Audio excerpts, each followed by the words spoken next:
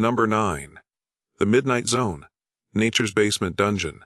Now we drop into the bathypelagic zone, a name that sounds like a Harry Potter spell but basically means, abandon all hope. Yeah, who enter here? We're talking 1,000 to 4,000 meters down. That's deeper than any human scuba diver can go without turning into a very expensive balloon animal. Here, it's not just dark, it's eternally dark. No light, and the pressure. It's like stacking 50 jumbo jets on top of you while trying to sip a smoothie. If your body were somehow teleported here, you'd be flatter than a pancake at a sumo wrestler convention. And yet, life thrives. There are fish down here with no eyes. Because who needs those when there's nothing to see? There's the fangtooth fish, which looks like it was designed by someone who hates dreams and wants to ruin yours. And don't forget the gulper eel, whose mouth can unhinge to 3 times the size of its body. Basically, it eats like you do when you're alone with a Costco cheesecake. But it's not just the creatures that are strange. It's how little we've explored this zone. Most of our ocean missions don't make it this far because the technology needed is wildly expensive and often gets crushed like a soda can under all that pressure. The result? We've mapped more of Mars than we have of this part of our own planet. So yes, the Earth has a haunted basement filled with glow in their dark goblins, jellyfish that look like living lava lamps, and creatures that would make Lovecraft cry. And no, we still have no idea what 90% of them even are. Basically, it's like the internet before moderation. Number 8. The Abyssal Zone, where even nightmares tap out. Welcome to the bathypelagic zone, or as I like to call it, Nope Layer. Sitting between 4,000 and 6,000 meters deep, this is where the ocean says, you wanted spooky. Oh, I'll give you spooky. It's so far down that sunlight isn't even a concept anymore. The water is near freezing, the pressure is soul-crushing, and the scenery is basically just mud, bones, and the occasional confused shrimp. The abyss is home to creatures that look like they were designed during a fever dream. Picture a sea pig. Yes, that's a real thing. Waddling across the ocean floor like a gelatinous vacuum cleaner. Or the Dumbo octopus, which sounds cute until you realize it lives in total darkness, flaps its ear like fins, and devours whatever poor creature drifts too close. This zone is so inhospitable that even bacteria struggle to cope. Bacteria. You know, the things that survive inside nuclear reactors. Even they look around down here and go, eat maybe not. What's wild is how much biomass might be hiding here. Some scientists think the abyss could host entire ecosystems that we've never seen because we simply haven't looked long enough. We drop the occasional deep-sea probe, snap a blurry pic of something that looks like a floating sock puppet, and then pack up like, yep, science done for the day. But the abyss isn't just creepy. It might be crucial. Deep-sea creatures in this layer play a role in carbon sequestration, nutrient recycling, and potentially curing diseases with compounds in their squishy little bodies. In other words, the next medical breakthrough might come from a blobfish like it lost a fight with a blender.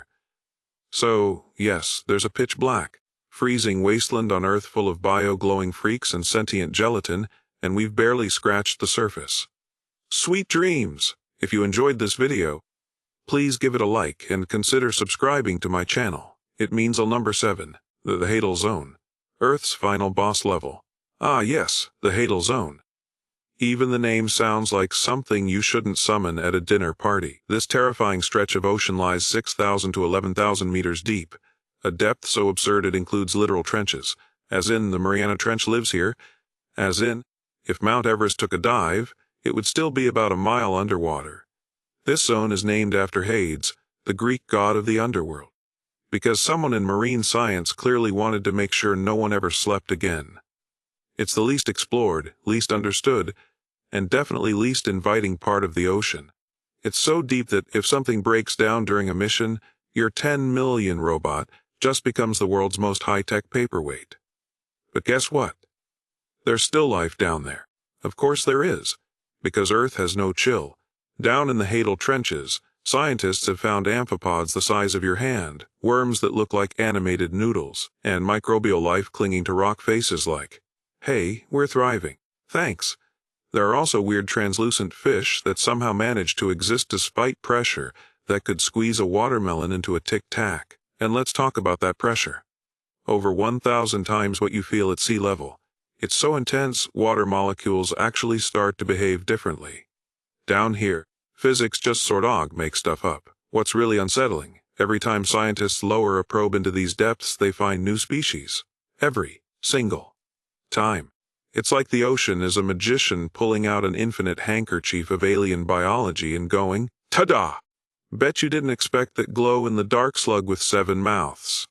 So if you've ever felt like the Earth is hiding something from us, yeah, it definitely is.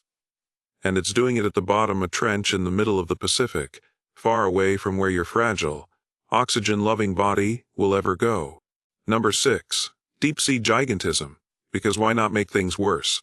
Okay, so you're already 10,000 meters underwater. It's cold, it's dark. The pressure could crush your dreams and your ribcage. And what do you find? Giant versions of otherwise normal creatures. Oh yes. Welcome to deep-sea gigantism, where the rules are made up and evolution is clearly drunk. Take the isopod. On land, its cousin is a cute little pill bug that curls up when you poke it. But underwater, at bathyal and abyssal depths, this bad boy turns into a monster the size of a dinner plate. It's like meeting your childhood hamster's cousin who bench presses refrigerators. Or the colossal squid, not the regular giant squid. No. This one's even bigger, with eyeballs the size of basketballs and tentacles that look like something you'd need a restraining order from. It's like the ocean said, let's make a squid, but horrifying. And also invisible, because, it's pitch black down here. Why does this happen? Scientists think it's partly due to colder temperatures and higher pressures slowing metabolism, which leads to longer lifespans, meaning they just keep growing like that one houseplant you forgot to trim. Plus, food is scarce, so being big helps you store energy or eat bigger prey.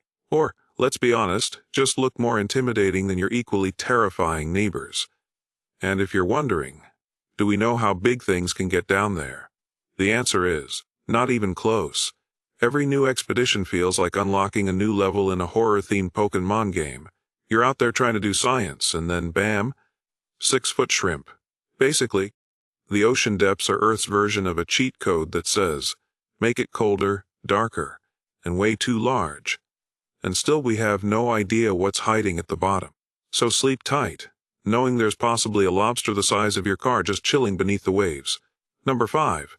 The ocean floor is literally moving. Imagine standing on solid ground, only to find out it's not actually solid and it's crawling, slowly, but relentlessly, like a tectonic zombie with a grudge. Welcome to the bottom of the ocean, where the floor itself is alive-ish and always on the move. You see, the seafloor isn't just a big bowl of sand and fish bones. It's part of Earth's crust, and thanks to plate tectonics, it's constantly shifting, spreading, and occasionally throwing volcanic tantrums. Yes, underwater volcanoes are real, and there are more of them than on land, because apparently the ocean wasn't terrifying enough already. In fact, the longest mountain range on Earth isn't the Andes or the Himalayas. It's the Mid-Atlantic Ridge, and it's completely underwater. It stretches around 65,000 kilometers like Earth's badly hidden surgical scar. And it's growing.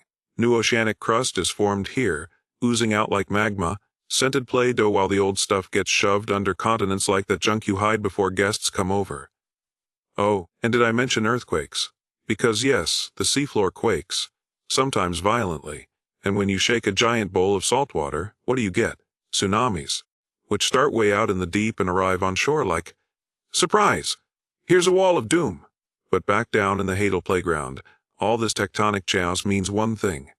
Trenches, giant folds in the Earth's crust, many miles deep, filled with mud, life, and mystery. Every crack down there could be hiding creatures we've never seen or, more likely, creatures that don't want to be seen. In short, the ocean floor is not peaceful. It is not still. It is not safe. It is literally breaking apart, crashing into itself, and belching magma like a hungover dragon. Basically, it's a slow-motion apocalypse happening beneath the fish.